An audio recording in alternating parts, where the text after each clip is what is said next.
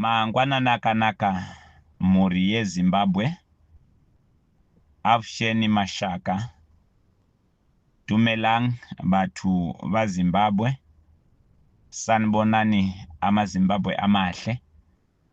Tinoda kukugamuchirai muchirongwa chatinokupai ma-updates ezuva ranhasi kuti tizive kuti tiri kubva kupi, tiri kuenda kupi. Tandukunamukela kuhlelo lasinikeza khona ama-updates ukube sazisonge ukuthi sibuyaphi, sikuphi, futhi siyaphi. Uhlelo olubalekile ngoba lusenza ukuthi sibe ndawonye ngokuzwisisa ukuthi sihamba kanjani. So ri batla go amukela batho kaofela ka mo ra tseba hore re na le bona batho ba o bua Sesotho.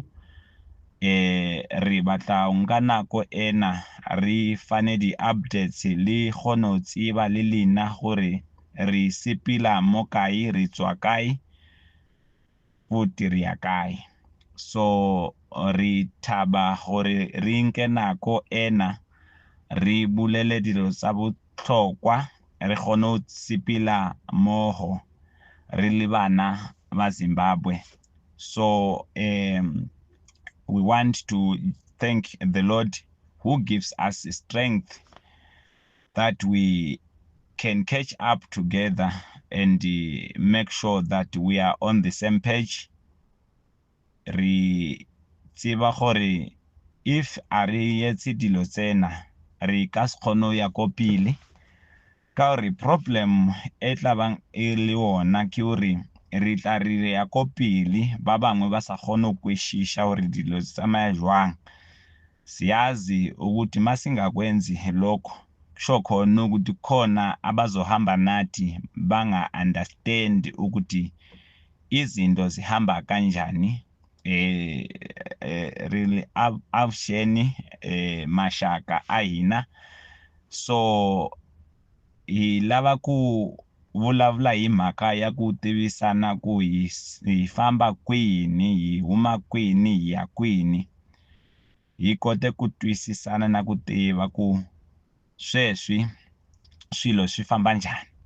So hi khensa Xikwembu hi nkarhi hi ku hi yena wa ku hi nyika matimba a ku hi kote ku ya mahlweni na mhaka ya ti-revolution. So hi khensa Xikwembu swinene. So mangwanani ano tichikupai ma-updates tiri kuda kuti kutaurirei. Chinhu chekutanga ndechekuti Comrade Nyoka Yamabhunu tichingori navo vari pasi peusungwa sekutara kwatakamboita nezuro, asi tinotenda kuti Mwari vari kuita basa ravo. We are working towards making sure that he is sound, he is safe, and we are going to make sure and guarantee the Zimbabweans that Comrade Nyoka Yamabhunu is the head of this revolution. When you hear us speaking nekuti we are going to consult, we will be consulting from Comrade Nyoka Yamabhunu. Kana tikabvisa Comrade Nyoka Yamabhunu hakuna revolution, because the Comrade Nyoka Yamabhunu is the network. Comrade Nyoka Yamabhunu is the direction. Comrade Nyoka Yamabhunu ndivo vanotipa gwara. So we want to thank the Lord that he is giving him safe days in the prison, and tinotenda kuti any time from now vachange vari pakati pedu. Comrade Nyoka Yamabhunu, we are doing what it cost. The political dynamics are being put in place. Financial mobilization dynamics are being put in place.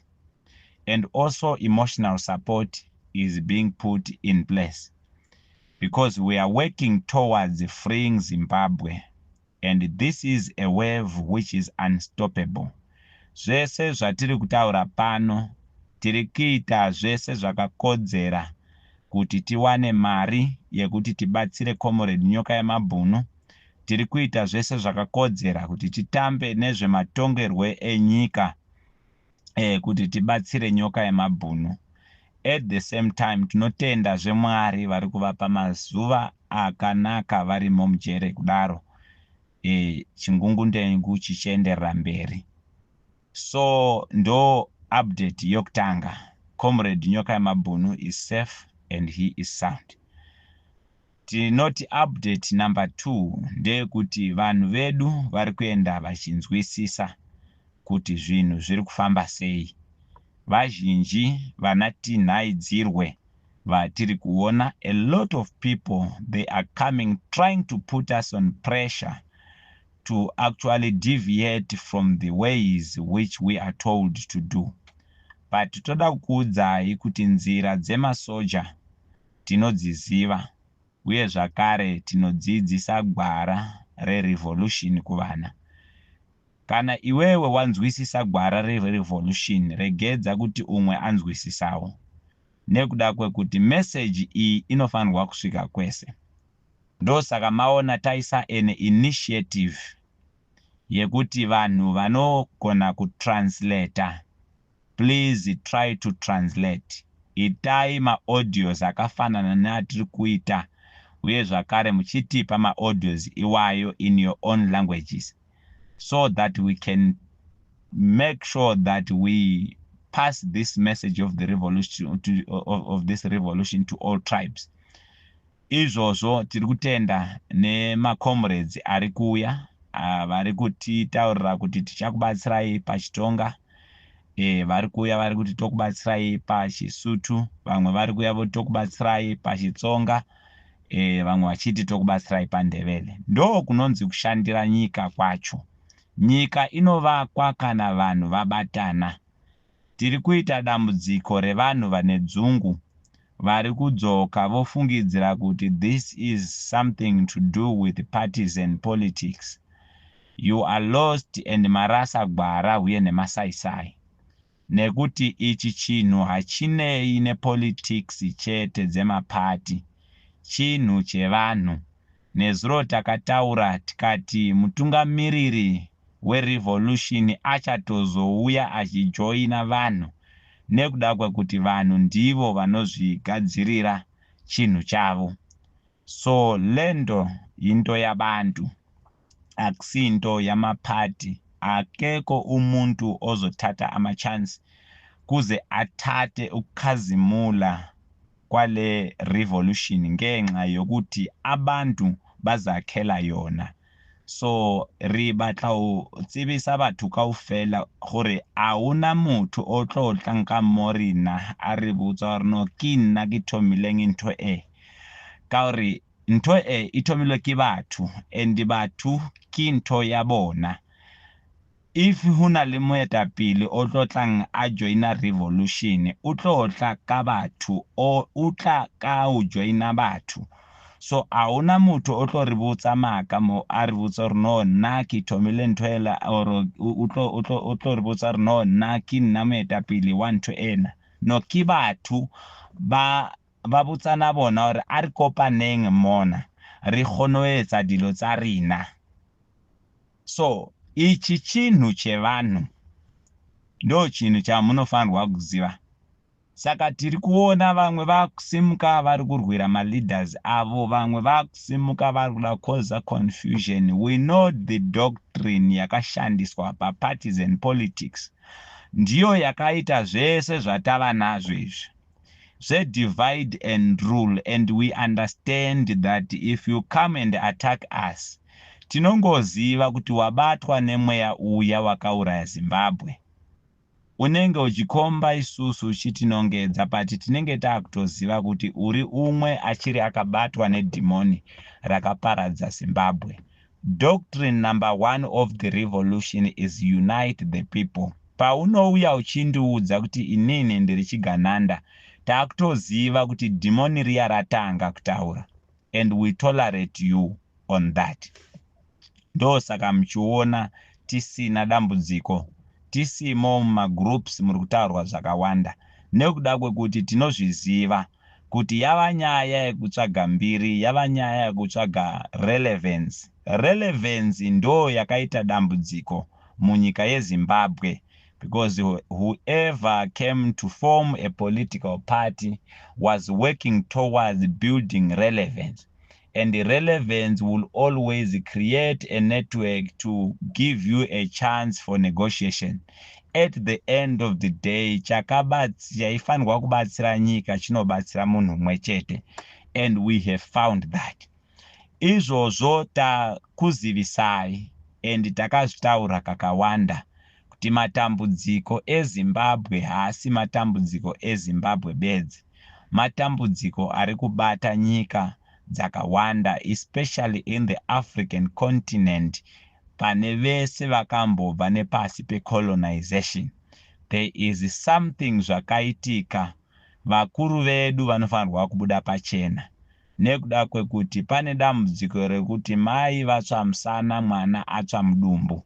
What happened after the war? Inzwai tikuudzei vana veZimbabwe, nguva yakarwiwa hondo yerusununguko, vanhu vachienda kuLancaster House vakaenda vakabatana, vari vanhu vakatenderana kuti we are going for the negotiations. But what was the doctrine which was being sold during the liberation war kuti vanhu vasimuke vaende kuhondo?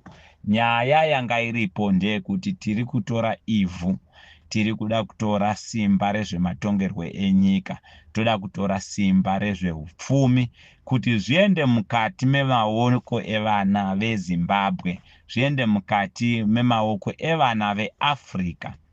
And tinokutendai nemabasa amakabata, but tell us what happened muri kuhondo. This is the problem we are trying to resolve now. Therefore, vana veZimbabwe, garai mazviziva kuti we managed to take the political power and we didn't manage to take the economic power. That economic control iyoyo kana isiri merged with our own political power, it can never save the masses. Ndo system yakanga yakagadzirwa inogadzira the white minority yakutigadzirira the elite now. Ndo saka shoko redu takataura tichiti isusu, the first enemy is the system in place. The system in place, to see that we don't own it. Check on the African countries, takangofanana. Whoever is in the game of politics is extremely rich, with all the riches stashed outside the country, but failing to invest in his own country. All these people are billionaires, but hakuna ane 50% worth of billions invested in their country. They are the political players and leaders of that country, but they don't have confidence over that. It's not willingly, but underground there is a military force which is forcing things to be like this. The system has marginalized our people, but we don't need much focus on the people who are playing the front. They are also the enemies of the people because they are defending that system. Iyoyo imessage yatiri kutaura murevolution. Vana vabatwa nemweya werevolution ndo vachanzwa zvinhu izvozvi. Ndo saka tichiramba kutaura kuti isusu hatigone kuita revolution as long masoja edu asati auya murevolution. As long mapurisa edu asati auya murevolution, hazvina kukosha kuti muite zvekumanya, because it's not your rights which actually free the country. You cannot confront the military influenced type of system iri kukonzera matambudziko evana veZimbabwe using your fellow brother vama kuti zvigananda nhasi ivava mofungidzira kuti you can fight it using your own bodies. We need to bring this system down. And by so doing, there is a lot of political dynamics which must be at play. Because the very same system ndo iri kutika kugadzirirai anouya nemapromises kwamuri imimi.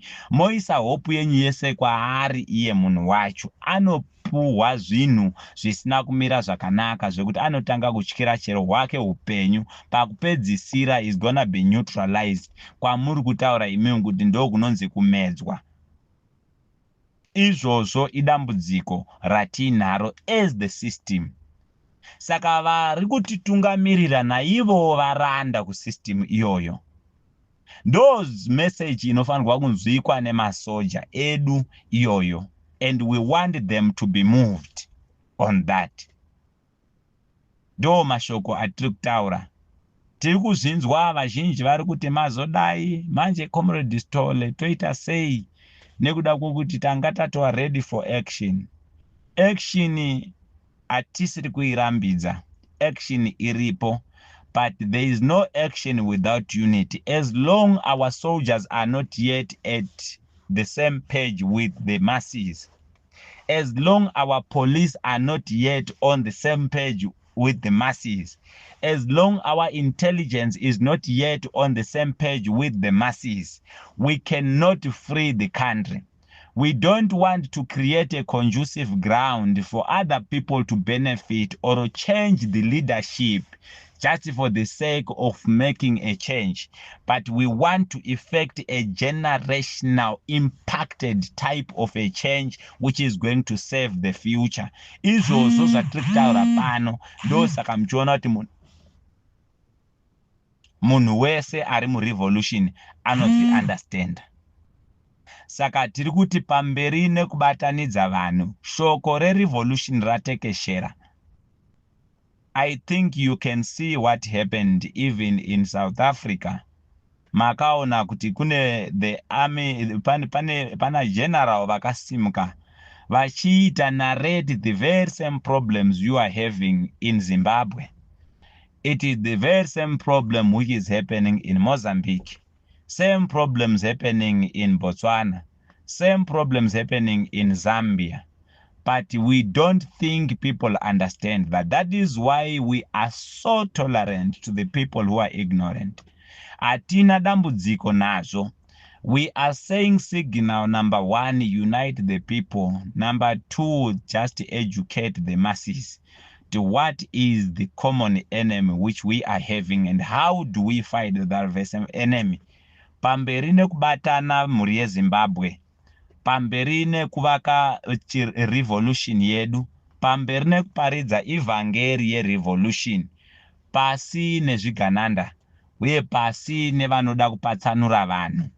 Izvi zviri kuitika zvine mweya mukati. Leaders edu, this is one of the revolution which is going to be very smart and very blood free type of revolution. Vana veZimbabwe, you just need to trust your leadership. Kana mazvinzwa zvatiri kutaura pano, just do what you can, leave what you can't do to be done by those who can. We need to bring everyone under this. We are going to free even the leaders. These leaders are not yet freed because they are operating under the colonial obligations. They might look strong when they come to the crowd. Vanogona kutarisa sevanhu vakasimba nekuti munoona army ichitenderera nekugadwa nekudii. But naivo vari pasi pemacolonial obligations ari kuda the power of the mass and the military element of the country to free them so that we can start seeing the country going forward. So we are sending a message kune vese comrades, war veterans, retired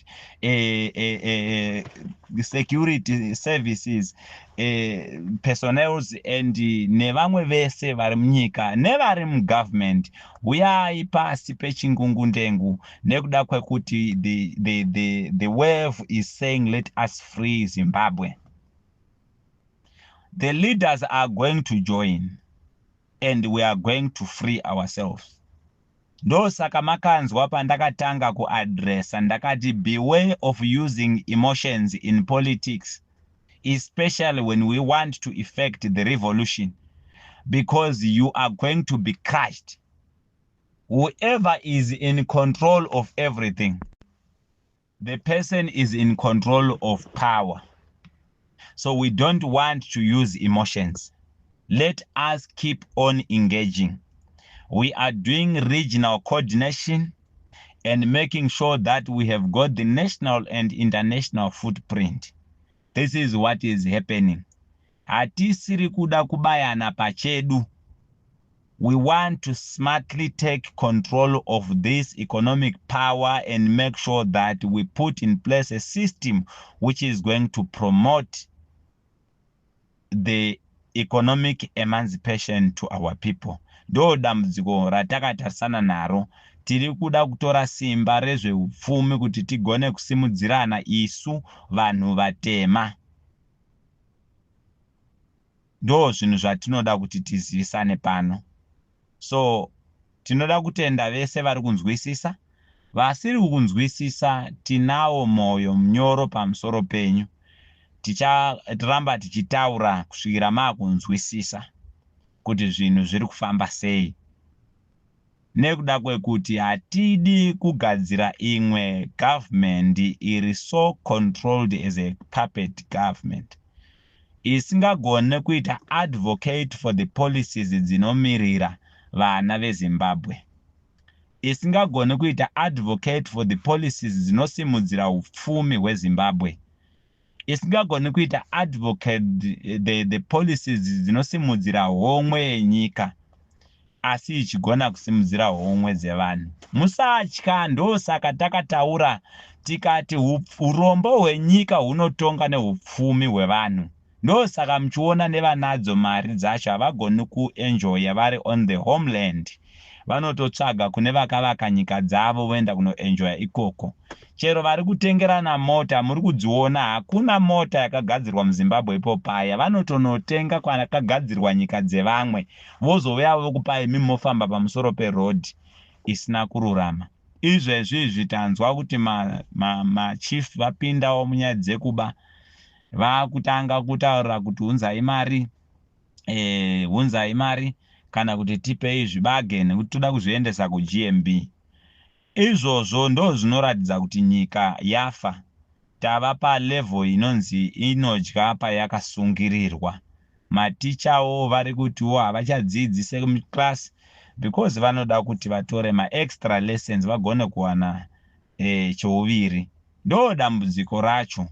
Masoja edu havagoni kuvhura bins kana nemagaba ebeef vari kumabarracks because the system is paralyzing them.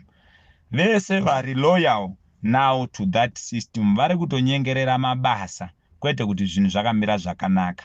But there is a wave yatanga nhasi and there is a wave yatanga nguva ino yatiri. Iri kuzoita kuti zvinhu zvese izvi zvigochinjwa.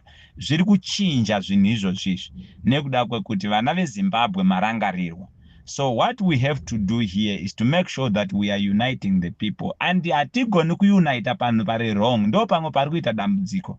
Vanhu vanoti unite manje wai muchipikisana aiwa handizvo. Hatiunite pazvinhu zviri wrong. You don't compromise the truth because you want to support the lie. Because always the lie can never be they can never outsmart the truth. You better be rejected by many but standing on the truth than to be liked by many while you are telling them the lies. Saka isusu ative munzira. Vanotuka tukai, vanotaura zvavanoda taurai zvamunoda. Asi pakupedzisira mweya werevolution uchaunza vanhu veZimbabwe panzvimbo imwe chete. And when we are going to take a move, we are going to take a move together. When the signal comes, it is going to come while the people of Zimbabwe are in the same mind. Ndo mamiriro akaita zvinhu. Saka aiwa toda kutenda macomrades vari kuna Namibia.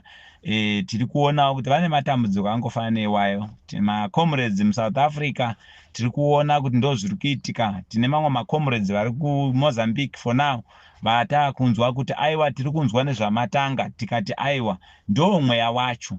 Ndo saka maiona kuti panguva yaitaura comrade Robert Mugabe maiona vaine vamwe vasiri vemuno, vana Julius Nyerere vanga vasiri vemuno, vana Nelson Mandela vakanga vasiri vemuno, vakawandisa vanhu vakanga vachishanda. Hakuna revolution inobata part of Zimbabwe chete, inotofanirwa kuva regional. Ndosaka maakuona kuti kuSouth Africa vana General Nhlanhla Mkhwanazi vakusimuka vachiti pasi nemacartels, pasi nezvigananda is South Africa. Saka teerai mhepo, regedzai kuteera vanhu. Ndo mashoko angu ekupedzisira.